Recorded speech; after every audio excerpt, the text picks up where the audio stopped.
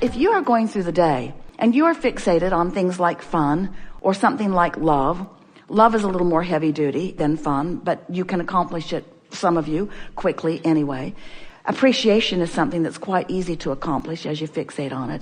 As you find these words, these emotions, and you set out with a determination to stir the feeling of them within you, what you're actually doing is using something that's easy to come by as your focal point in order to engender a vibration that then becomes, for now at least, a dominant part of your grid. So there's a grid about this and a grid about that and a grid about this, a grid regarding this person, a grid regarding this person.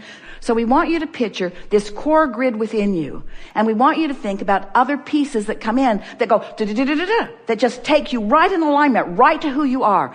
So that your point of attraction is so powerful that, as we said, heaven and earth are moved.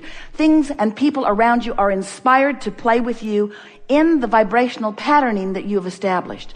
But if you are doing sloppy grid work so that you're not deliberately causing a vibration that lines you up with your core, then what happens is whatever piled on last becomes the dominant one. Whatever piled upon last is the vibrational point of attraction. Haven't you noticed it? Can you focus on anything that it doesn't fill in? Can you give your attention to anything wanted or unwanted that it doesn't begin to fill in right away with things that are a vibrational match to it? You can't. We know you can't because we know the power of law of attraction.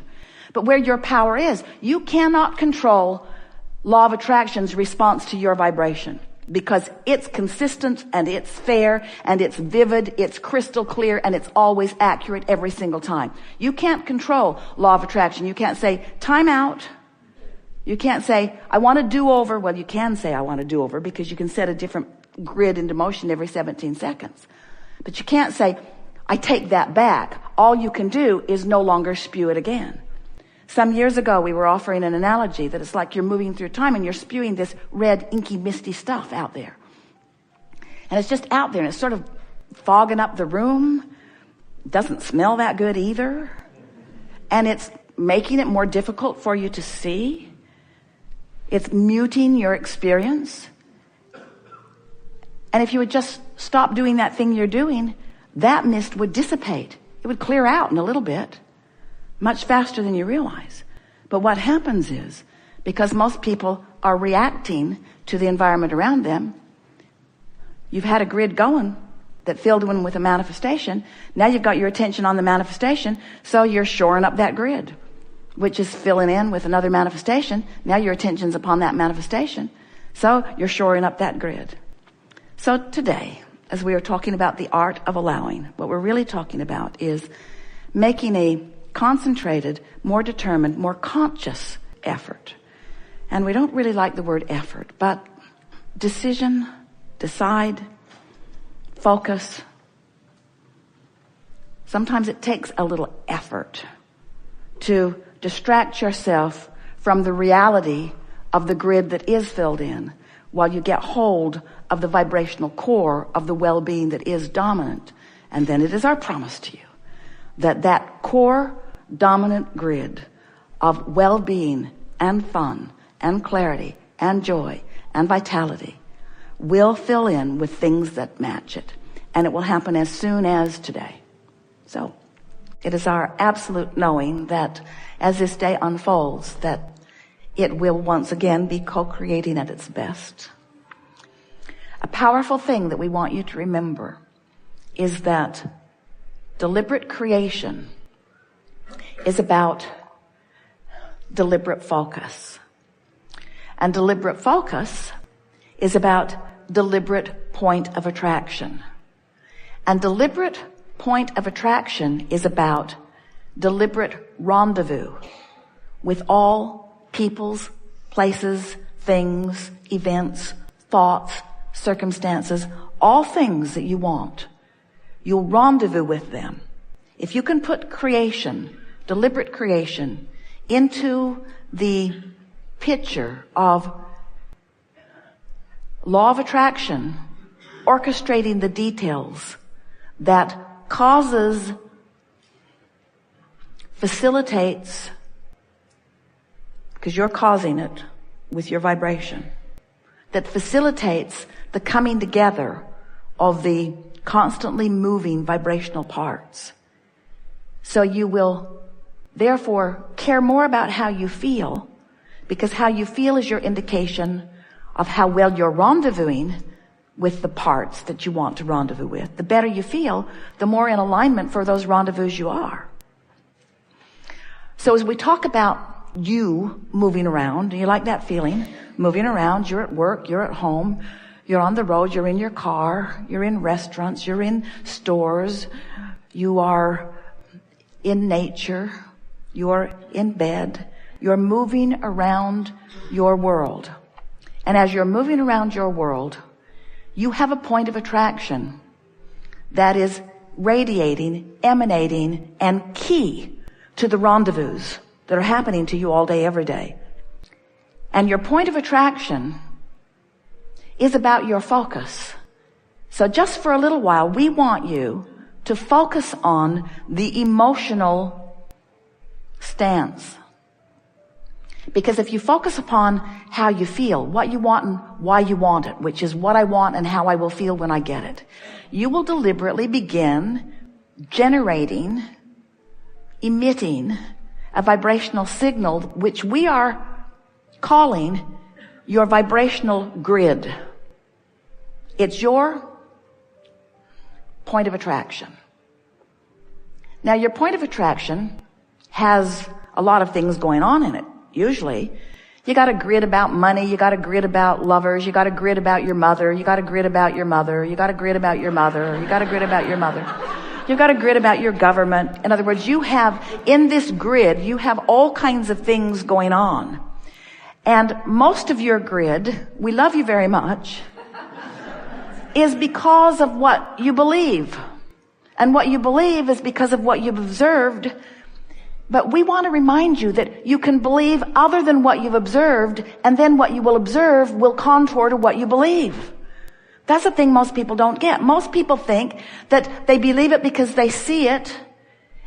And we're wanting you to understand that because you're seeing it, you've come to believe it, but it doesn't have to be that way. Because there are plenty of things that you believe that others don't believe, and there are plenty of things that others don't believe that you do believe, and your beliefs are only about what's active in your vibration and therefore what is coming to you. We want you to start basing your beliefs just for a little while. Try it for a week. It will change everything. We want you to base your beliefs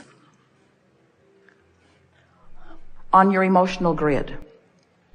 We want you to come to believe that you can feel the way you choose to feel regardless of what's surrounding you.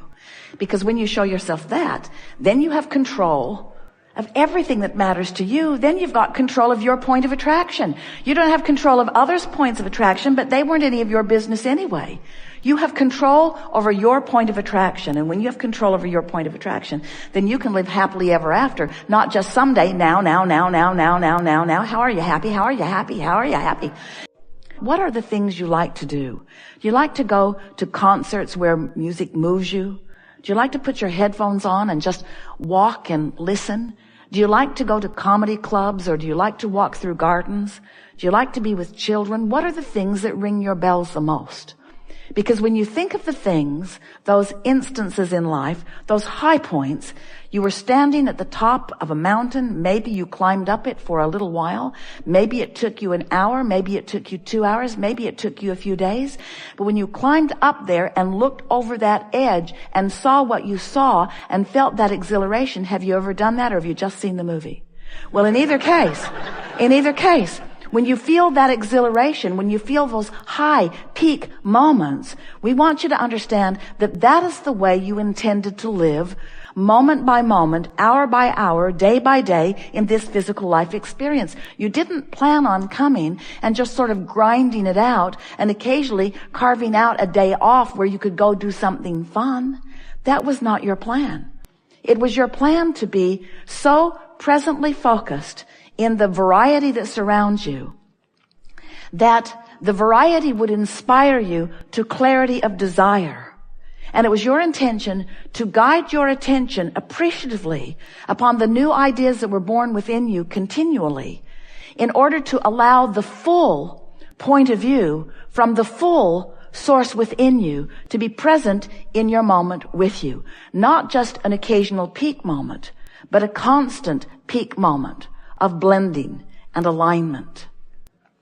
You use words like clarity. Do you know what clarity is? Clarity is source thinking with you and you knowing the thought of source. That's clarity.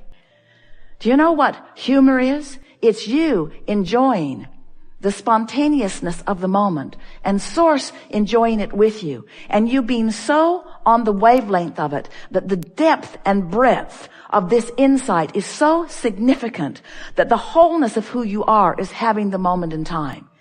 You know how when you feel rhythm to music, it's not just you in your rhythmic dance. It's you allowing that broader perspective to dance and revel in the deliciousness of this moment in time. You are source energy in physical bodies. And it was your intention when you came forth to allow a fullness of that source energy to be peaked and focused in most of your moments, not just occasionally when you were so tired that you had to sleep, or when you had managed to accomplish something that made you finally focus with some sort of appreciation upon yourself. Life is supposed to be really fun for you. Fun and clear and expansive and exciting and interesting. That's what your plan was when you came. And that's what many of you are discovering as you are moving through your day-to-day experiences. Do you know that if you can find 17 seconds of a thought about something general like an emotion, that's enough to get that grid active enough that it will bring something else to it right now. And that something else that it will bring to it right now is usually another thought that keeps it going longer. And if you can keep it going for another 17 seconds, that's enough to bring something to it. And it's usually another thought that will keep it going longer. And if you can keep that going for 17 until you have 68 seconds of non-diluted, general, pure, emotional thought, you've accomplished a grid that will bring you visible evidence. Someone will walk into your space with evidence. Something will come as evidence that you have accomplished a point of attraction that is strong enough that the rendezvousing process has already begun. All kinds of things will begin happening to you. And because you have deliberately worked on your grid, now as these things come, you will not just see them as random, freakish coincidences. A coincidence is a rendezvousing of vibrational latitude. That's what a coincidence is. It's a cooperative, communicative incident.